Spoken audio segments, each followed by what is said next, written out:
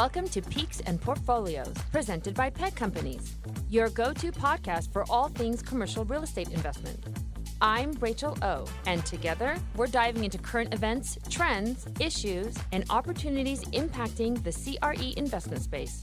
From dissecting the latest market moves to sharing insights on today's commercial real estate landscape, it's time to maximize portfolios here in the peaks of the Mountain West and beyond.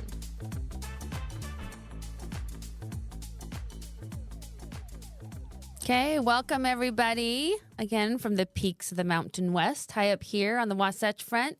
We are excited to talk all things real estate, the economy, and anything else that may come about. Thank you for joining us today for this week's episode of Peaks and Portfolios presented by Peg Companies. In commercial real estate, equity and capital markets gets a lot of attention, which in my role at Peg is what I am most focused on. However, the larger part of the capital stack is the debt secured. And like during any cycle, the debt story has its twists and turns. And we're definitely seeing that as headlines loom about the trillions of dollars of debt maturing. To better understand commercial real estate finance in today's market, I can't think of anyone better than my good and dear friend and now esteemed guest, Devin Jolley, President of the Davidson Family Office, a family with roots in the firearm industry. Welcome, Devin. Thank you, Rachel. Appreciate the introduction. Thank you so much for joining us today. Just curious, what have you been kind of focused on lately in your role at Davidson? As a family office, we're focused on finding commercial real estate deals, primarily in the debt and equity space. We would do private loans. We're seeing a lot of opportunity in that space, and we're also willing to come in with equity investments for the right transaction, provide guarantees where it makes sense. They have a number of firearm businesses. They have a cell phone business. They have a Tesla charging station business. And then on the family office side, we are looking to deploy capital into different commercial real estate assets. So whether that's debt or equity investments, we're looking at both, seeing a number of different opportunities in both those spaces. It's a really good time to kind of be in this space. These troubling times bring opportunities, and these are some of the best times to invest, if you're in the right spot. So still heavily involved in the capital markets. Yep. In a lot of ways. And I'm going to come knocking on your door for money, by the way. You know this, right? That's right. Hey, we would love to invest with Peg. So awesome. We've seen a lot of good deals, and I love what Peg's doing. So we would absolutely welcome that. Awesome. I'm going to hold you to that. Thank you, Devin. Okay, so to give everyone a little bit of background on Devin, let me kind of toot your horn a bit. You've been now at this close to 16 years, right, of experience in the commercial real estate Correct. Finance industry. Obviously, you're now heading up a company. You spent most of your career in banking, where you financed construction, bridge, permanent, and line of credit facilities at KeyBank, Symetra Life Insurance Company, Aegon, and a boutique mortgage banking firm called Glacier. You have a unique understanding of debt through your various roles, including seeing debt from the broker perspective side, the lender perspective, and most recently from the borrower side. So I wanted to ask you a little bit about debt from your experience. If you wouldn't mind, can you take me back to when you first started in this industry and what it was like? This is what you said, about 16 years. So what was debt like back then? And just tell me what the economy and what was commercial lending like back then? Yeah, and I'll even back up a little further than that. My first entry into the commercial or into the real estate was in college. So actually, Garth Davidson, who I work for now, I worked for him back in college. So we were doing residential loans back in early 2000s, 2003, 4, 5. And I thought that's what I wanted to do for my career. I thought I wanted to do residential loans. And I remember I had a buddy that was doing residential loans, and I was working at a cell phone place. And I thought, hey, this is pretty interesting. This is a time where you saw everyone had a Flip My House TV show on HGTV, and I guess they're still on now. But there's kind of a big craze to get into that space. Yeah. And I was young, and it looked really exciting, and got myself into commercial or the residential real estate side. And there was a couple of really good years, and it was very exciting to be This in was college. the early 2000s. Yeah. Okay. Yeah, and And then I was introduced to commercial real estate from an uncle who was in the space, on the finance space. And he said, why are you doing residential? You should be doing commercial. And kind of lined up an internship in Cedar Rapids, Iowa. So I moved out to Cedar Rapids. What's in Cedar Rapids, Iowa? Yeah, Aegon Life Insurance Company. Okay. So a big life insurance company was out there and got a role to work for Aegon. And that was kind of my first entry into commercial real estate finance. And then kind of the rest is history. I, from there went on to a boutique mortgage banking shop where we were brokering loans to different life insurance companies. Then the great financial crisis happened. Okay, so let's talk about that. What was lending like during the GFC? That was interesting, right? I mean, prior to that time, and you were young, right? You I were was early very in young. your career. Mm-hmm. Were you just like, oh my gosh, what did I just do? Or exactly, should have right? maybe become a I am doctor in the or something? commercial real estate finance industry, and going through the GFC crisis. It was a unique time to be in that space, right? Yeah. Banks were failing, life insurance companies were failing, AIG, Lehman Brothers, but at the same time, I think it was probably the best time to have an introduction into commercial real estate. Tell me why. Yeah, I mean, you saw the problems, right? You saw what could go wrong. And it made you think about risk differently and how we should underwrite, how we should, consider risk in commercial real estate. And, some of those lessons have not, I haven't forgotten some of those lessons. It was a scary time. I think that's the interesting, part of where we're at today, because it's been 16 years. Yeah. Right. I look at some of these newer guys that are coming out of college. Yeah. And where were they during the last financial crisis? They were in elementary school or junior high or high school. They have lived the high life, right? Yeah, and they probably just didn't see. And also super like zero interest rates, right? I mean, they don't even know what they don't know. Yeah, in a lot of ways. And so I think, and prior to this time, we had a recession on average every 7 to 8 years. And here we've had a long expansion cycle, 16 years. And I think it's good, right? I think we're, in some ways, there needs to be a little bit of reset. And we can get into that later on in the podcast and where some of maybe the pain points old? Devin, did you just say we're old? I don't feel like that at all. I just feel like you're like 16 years, and we're talking about the young kids, how they don't know anything. But no, I look at Cameron Gunter over there at PEG, and some of the other executives that have been through multiple cycles, and I only have one. I have one experience under my belt, and I guess more recently COVID, if you want to count that, as a small blip, but. No, I think learning during those times. Well, first of all, there's a lot to learn during those times, and it gives you a much different perspective. Yeah, which I think is needed. Yeah, no, for sure. Okay, so let's go back to the GFC.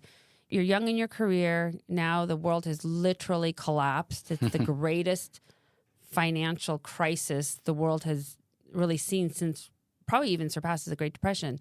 So. What did you guys do? Were you making any loans? Were you just underwriting and just passing on everything? And what were deposits looking like? I mean, they're probably gone, right? What happened? I mean, the Dow was at what, 7,000? Some insane. I don't even remember what it was. I just remember driving into work every day, and it was like the Dow dropped 1,200 points. The Dow dropped 800, and it was like day after day after day, and I didn't even know what that meant. So you had a job. So I had a job, and, at some point, I kind of realized that, a job's a luxury. I wasn't paid very much at all, but a job was a luxury, and I was gaining a ton of experience. And that's good perspective. And, I had a lot of buddies that went back to college. They went back to get their master's degree, and I felt I was learning so much in my role from going through that was part of my master's degree in some extent. I was learning. But you got a master's degree. I did. Later I went back and got a master's degree in finance, and yeah, it was interesting. I worked for a small boutique mortgage banking company, and their business was to place life insurance company debt with their borrowers, and that was primarily their business. They really weren't doing a whole lot of bank debt or anything else. It was life insurance companies. And as we saw from the great financial crisis, there's ripple effects. This did not just affect the banks, but this affected the life insurance companies as well. AIG failed, right? And Yeah. Oh everyone my gosh, I forgot about everyone was entangled in this, right? Yeah. Wall Street's very entangled amongst each other, and it affected everyone. So our business quickly dried up at Glacier. Life insurance companies weren't really lending. Everyone was trying to figure out what type of exposure they had on their balance sheet.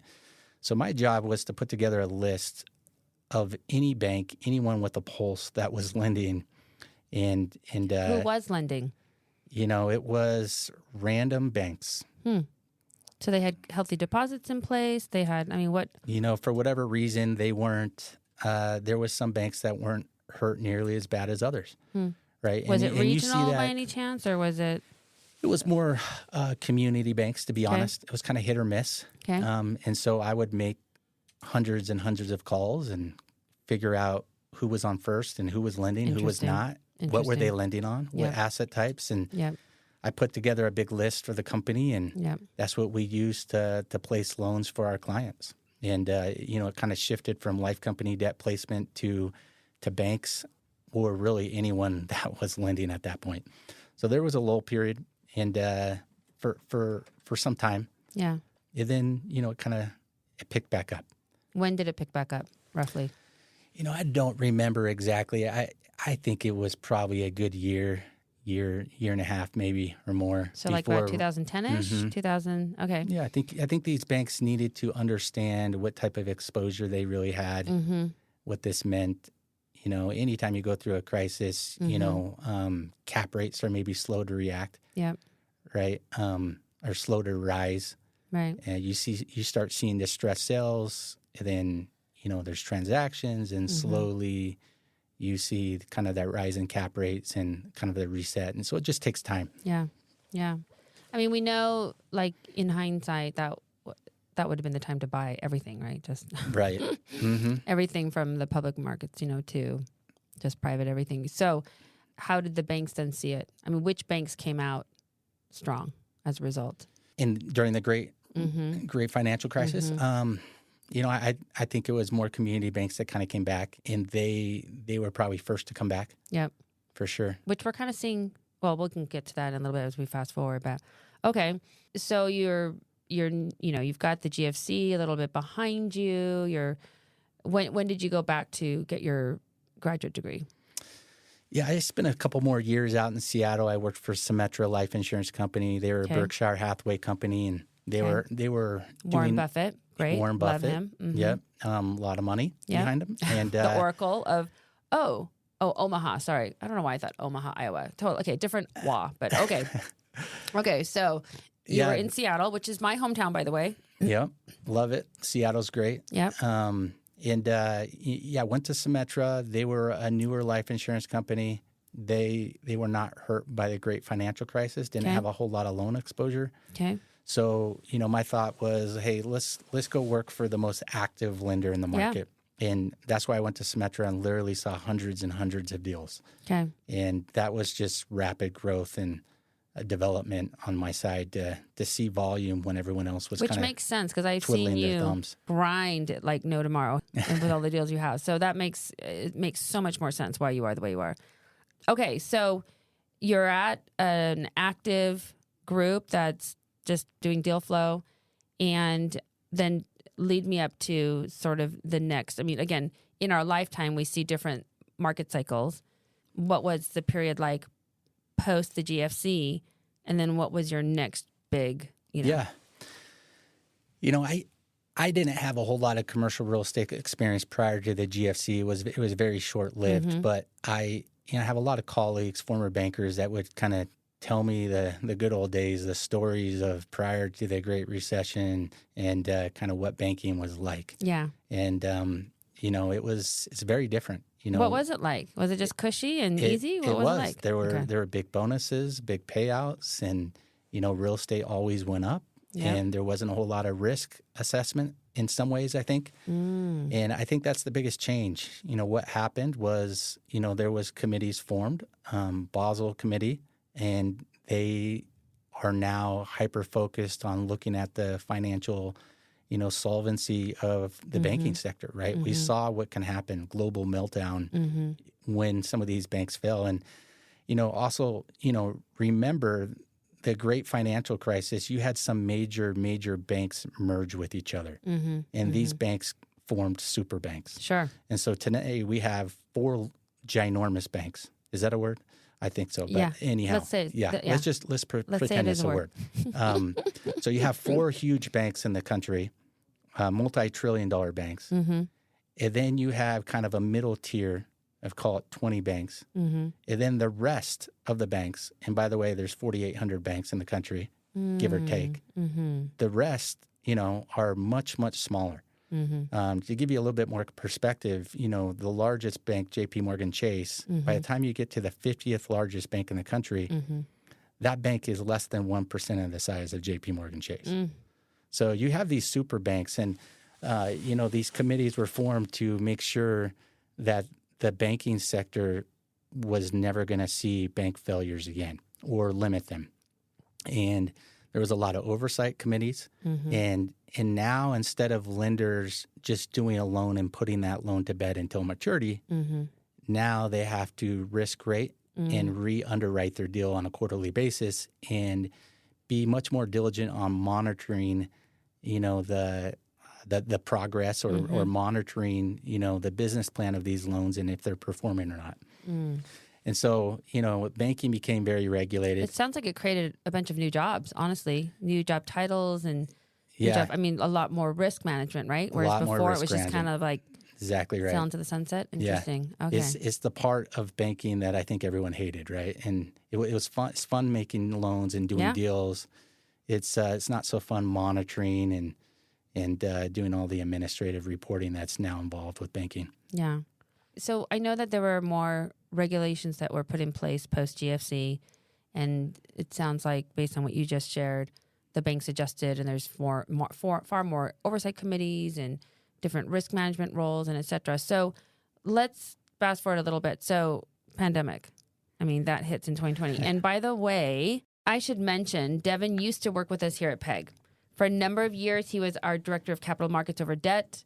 That's how I got to know him. Very impressive individual. So for some background for our listeners, I remember, I think you started at PEG during the pandemic. Am I right? Like the week of or something? Yes. Because I didn't know you. This is back in the old building, and I was sitting on the 5th floor, and I just remember this Devin Jolley, like running around with a bunch of papers, just scurrying from Craig's office to I don't remember where you'd go back and forth. And you were like running around like a chicken with your head cut off. And we're, of course, trying to figure out, how do we raise equity, when no one was meeting with us. But describe what you were doing. I know a little bit about what you're doing, but describe what you were doing, because I think you literally had just joined the company, and then all I saw was just you scurrying back and forth. It was a wild time. Yeah, I put in my notice at my old employer, and during that 2-week period where I put it in, COVID became a thing. Remember, Rudy Gobert came out on ESPN and said, I have COVID, and that's like, it like broke the news, and all of a sudden, like, COVID was like a real thing. It wasn't just something in France, and it was like here in the U.S. now. It's like, oh my gosh.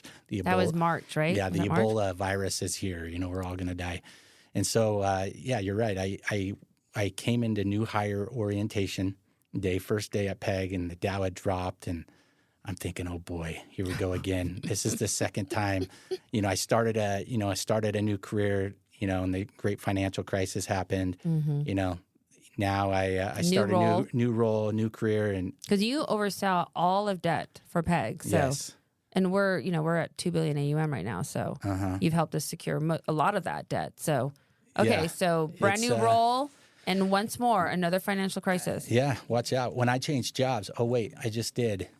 Maybe you should look out, right? I get my timing's impeccable. So maybe that's foreshadowing something. I don't know. It better be for the good. Yeah, this time. Right. So my new role. I think a lot of developers, when the going's good, it's time to make money, right? And PEG was no different. Things were going. You were here, Rach. You were raising equity, and we had a lot of great projects in the hopper. And I thought I was going to come over here and do a lot of debt placement. In the first year, it was PPP loans. We had a portfolio of probably 30 hotels. That's right. And during COVID, there was a couple months there, like, it was scary.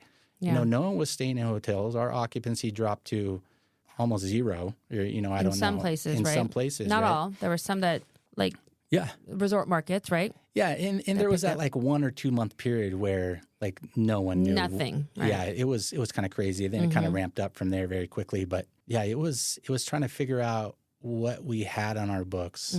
All these assets were foreign to me. Yeah. What were our reserves? Yeah. Negotiating, modifications on our loans. Yeah. And then, submitting PPP applications. Yeah. And in some case, we had to do that 6 or 7 times because these remember. portals for some of the banks broke down. And it was kind of a disaster. I remember hearing you saying, "Oh my gosh, I have to do this again and again and again and again." It was a wild ride for the first couple months. Okay, so that was most of 2020, right? Mm-hmm. And keep in mind, Logan and I were in the other room, and we were just dialing we were making calls, but nobody was traveling. The greatest thing about my time during that time is that I could get like 5 to 10 meetings a day because nobody was traveling. So it was super easy. We were all on, back then, Zoom. Now we use Teams, but that was a thing. Like we didn't used to do calls for this, and now everyone's on Zoom. And I could literally do 5 to 10 meetings a day because everybody was at home working and nobody was traveling. Mm-hmm. So we actually, leading into 2021, had our largest fundraising year ever in history thus far. In 2021. 2021. Oh, in 2021. Yeah. 2020, we raised a bunch of capital in the fourth quarter, nothing in the first 3. And then 2021, we had our largest fundraising year to date. Yeah. We had a couple of really good runs. And you were financing those loans, by the way. Yeah. We had a couple of huge years. It was really fun. Yeah. And then yay for 2023. No, I'm just kidding. 23. Okay. So 2020, a lot of PPP stuff. The world is kind of changing. On the lending side, did you do any? I don't feel like there was much because you were focused on PPP. It wasn't really until 2021, probably. Yeah. No, that's not true. We had that portfolio acquisition. We did At the end of 2020. Yeah, late 2020. I think anytime there's kind of a crisis, the banks kind of put it on pause, right? Yep. You got to understand for them, they got to risk rate their entire portfolio on a quarterly basis. And so I liken that to, if you're a lender, why catch a falling knife? If you think that values are declining, you may not jump in and you're going to be very hesitant. And we saw a lot of that with banks. They didn't want to jump in early 20. I remember I was calling, some banks. We had a hotel, if you remember our Buffalo hotel, Rachel, and it was in Buffalo, New York. Yep. And I'm calling banks in June of 20. And they're like, "Why are you calling me? Right. It's like an apocalypse outside, and in Buffalo it probably was. It was. Yeah, I think the market's recovered. Banks started to tiptoe back in. Yep. I think the big Around banks.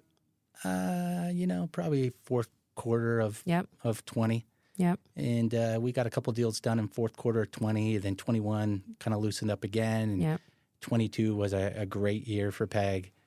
23, we saw the rise of interest rates. 23 was tough for me. I don't know about you. It was tough for me. Yeah, we started to really see the rise of interest rates. We saw Silicon Valley Bank and Signature Bank fail. And First Republic?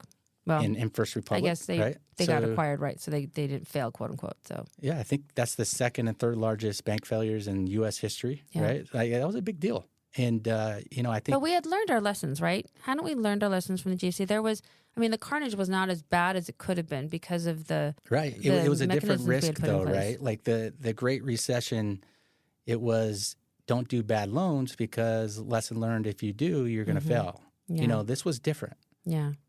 There weren't bad loans. Yeah. Right? And in some ways, you could argue that these banks were maybe too conservative. Yeah. Right? Certainly didn't manage their money well.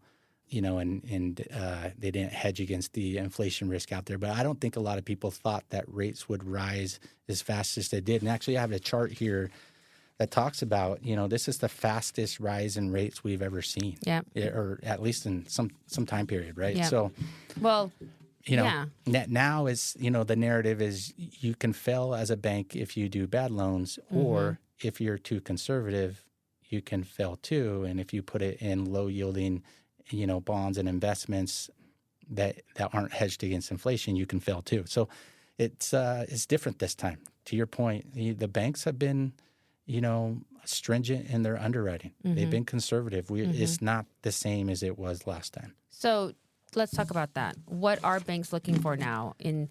Now that so pandemic is, we're in a post-pandemic period, right? To your point, interest rates are higher than they have been in recent memory, which, by the way, my parents, who are in their 80s, always like to tell me, you guys don't know high interest rates. You complain, but we lived during double-digit interest rates. So tell me a little bit kind of about that then. How has that affected underwriting, and what are the banks looking for now that's different than maybe before? Yeah, I mean, just going back to last year, I think there was a ripple effect with some of these banks. The question was, well, what type of exposure do we have to some of these same investments that Silicon Valley and First Republic and Signature Bank had? So asset class wise, or and how are they hedging against inflation? Are they going to have the same? Do they have the same type of risk? And so, and let's see, at its peak, inflation was like at what, 19%, something like that. I don't remember the number, but I think it was roughly about 19%, which is crazy. I mean, we're trying to get down to 2. We're at about 3.4-ish or something. Mm-hmm. But okay. Yeah. So hedging against inflation. Okay. So I think, there's a lot of banks that need to understand, what was their game plan for that? How high are rates really going to go? Mm-hmm. And unfortunately, we kept seeing rate hikes, right? Up until, the latter half of last year. I remember thinking, the fall of last year, we were doing a couple of loans, and I'm like, man, I don't know how much more we can take. Like, nothing's penciling anymore. Back in the day, what was it? It was LIBOR plus what? LIBOR plus, maybe 230. And now we're at what? Now we switched to SOFR, or are we at prime now? Now we switched to SOFR, and SOFR's at 530 basis points. Yep. Up from 10 basis points at one point. Dang. In March of I think 22, I believe it was. Yep. And so we've seen 500 basis point increase. And there was a period I was just like, man, I don't know how much more we can take of this. The interest rates rising, and nothing's really penciling. How do you get a development deal to work? And I mean, they had to have adjusted what was acceptable or what was deemed lendable at this point. I mean, right? The whole world is no one's immune from this interest rate environment. So, I mean, for the banks to make any loans, they had to have made some adjustments, right, on how they looked at underwriting.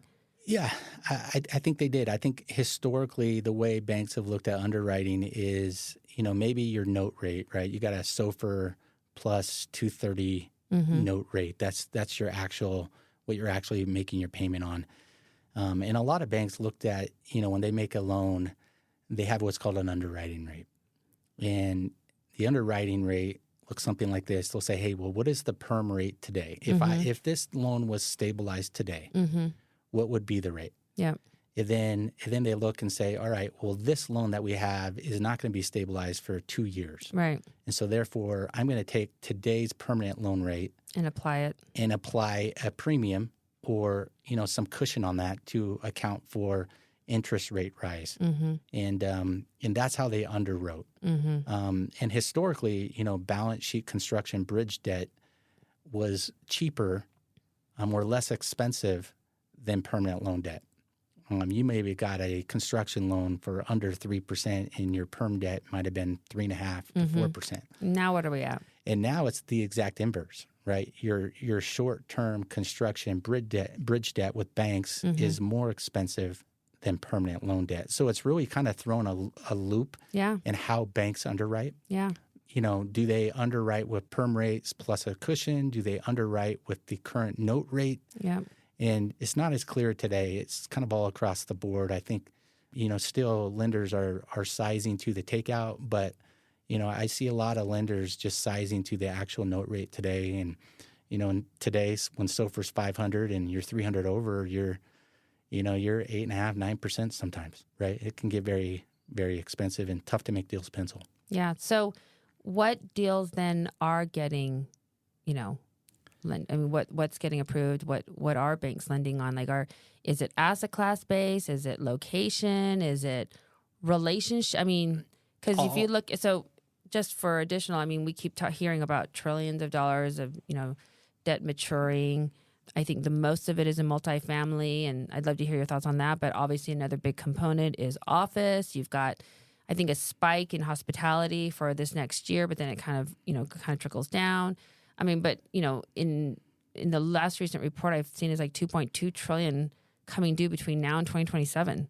So with that's, I mean, and again, it's all across every asset class. Nothing's immune. So how is that affecting where people put their monies, and how are banks looking at it? Yeah, I think there's a flight to quality right now. Banks are paying close attention to location, right, and access and all the fundamentals of real estate. But they're also focused on sponsorship, right? What is the sponsorship experience and track record? Have they gone through a downturn, right? Have they managed through this? So experience matters. It matters a ton, right?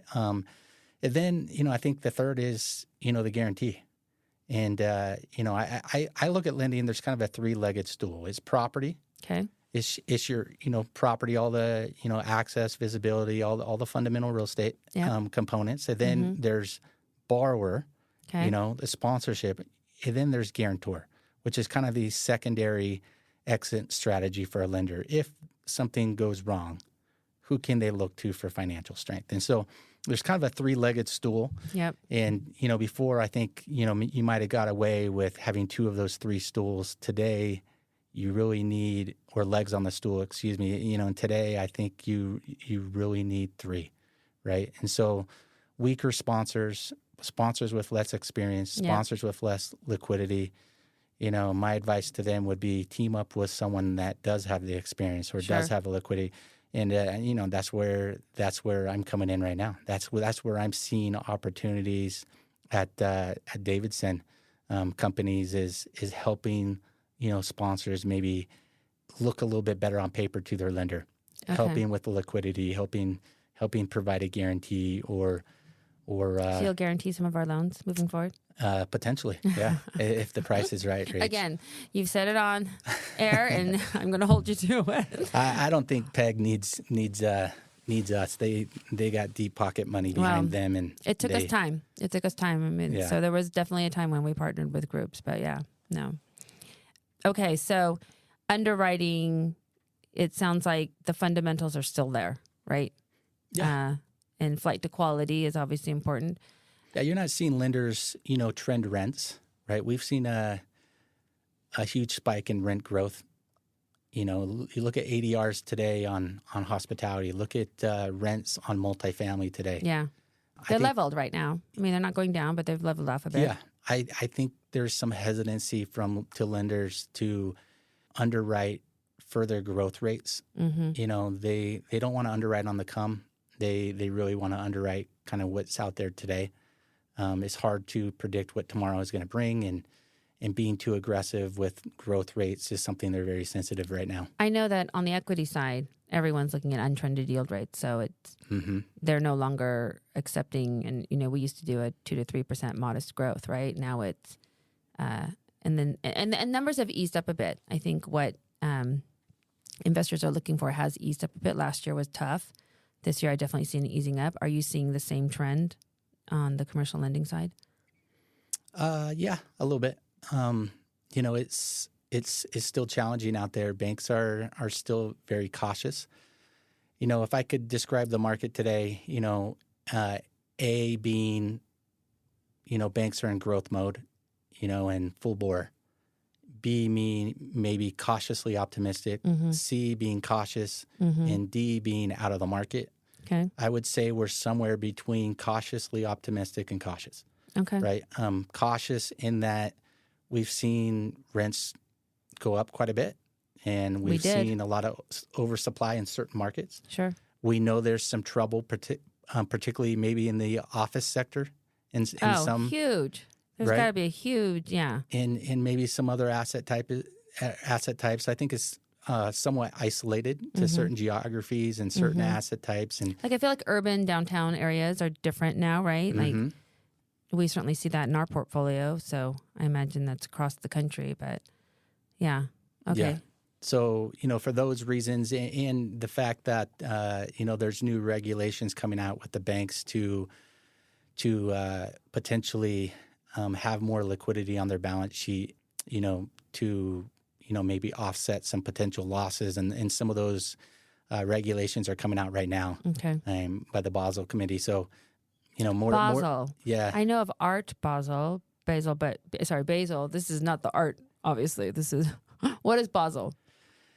It's an oversight committee for banks they set some regulations for banks to follow, just to make sure that they can withstand financial shock waves in the economy. So there's stress tests and things like that are ongoing with banks, and they're the oversight committee. So we're constantly looking at the solvency of banks and what they need to be looking out for.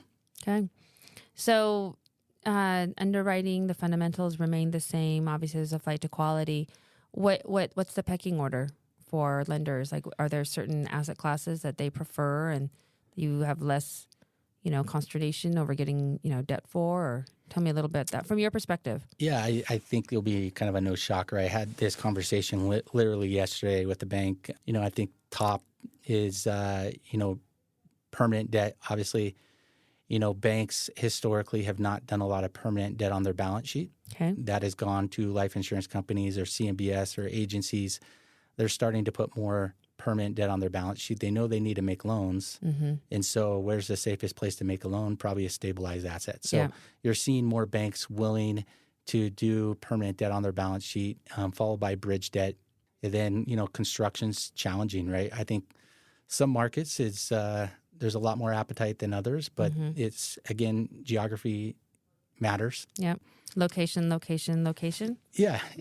Right. You never heard that before. But asset type wise, no shocker, industrial, multifamily, kind of top of the pecking order. Retail, the lender I talked to yesterday, grocery anchored retail specifically, they're, and even some other retail, they're still bullish on. Retail is doing quite well. Mm-hmm. Hotels, self-storage, with the bottom of the stack certainly being office. I think there's a lot of pain still to be had in some classes of office, particularly maybe the Class B and C. Class B's and C's, yeah. I feel like Class A, highly amenitized in the right location, are probably the only ones that would get. Mm-hmm. Yeah, I mean, we saw that at PEG, right? We had a brand new Class A office building recently signed 3 new leases. Oh yeah, right. So that's awesome. We had a great office building, highly amenitized, and we just didn't see what you're seeing in maybe the Class B, C office space. And so I think even office is isolated to certain, Class B or C or A, right? So the details matter. No, absolutely. Okay, so we are well into our 2024 now. Just curious what, from your vantage point, your perspective, where do you see the opportunities in commercial real estate? I mean, I feel like I see them on my side of the capital stack, but just curious where you see things. Yeah, I think there's a lot of opportunity on the debt side too. You're seeing more of that debt funds pop up. Yep.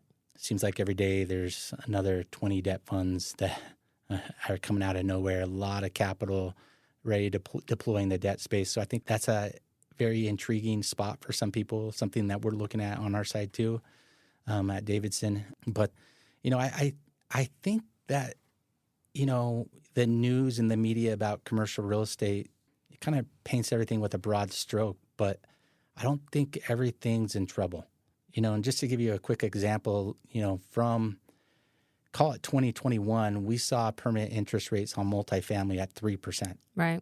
They're around there. Those were the days. Right. And today it's like 6, maybe 6.25. So you've seen 300 basis point rise in interest rates since that time. Mm-hmm. Where you've seen in office, though, that might be 400 to 500 basis points. And so that's challenging. In multifamily, you've seen rise in rents, right? Vacancies haven't been hit that hard in a lot of areas, and it's been pretty resilient. On office, ADRs have gone through the roof, right? Expenses have been cut in office. They're operating more lean. Office or hotel? I'm sorry. hotels. Yeah. So ADRs, hotels. So ADRs in hotels. Yes. Oh, yeah. Have you tried to book I keep saying this. Have you tried to book a hotel lately? Anywhere? Yes. It's insane. It is crazy. Yes. And so I think hospitality's come back in a lot of ways. Mm-hmm. And that's been able to offset some of the higher cost of capital. Maybe it's 400 basis point rise. Mm-hmm. But then you get to office. Have we seen rents rise? Have we seen vacancies, drop? Mm-hmm. Mm-hmm. And you have a 500 basis point increase in the cost of capital. That's a problem. Mm-hmm.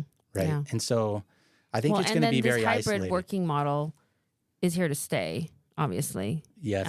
I mean, PEG is unusual in that majority of people come in, I think, every day. Well, not majority, but a large group. I do, if I can, if I'm not traveling. But I know tech companies. Would you want to come in every day if you were in a Class B, C space? Oh, good point. We used to, I feel like, yeah. Good point. Probably not as much. I Right. love our space is beautiful, and we've got that gym, and we've got all the restaurants all around.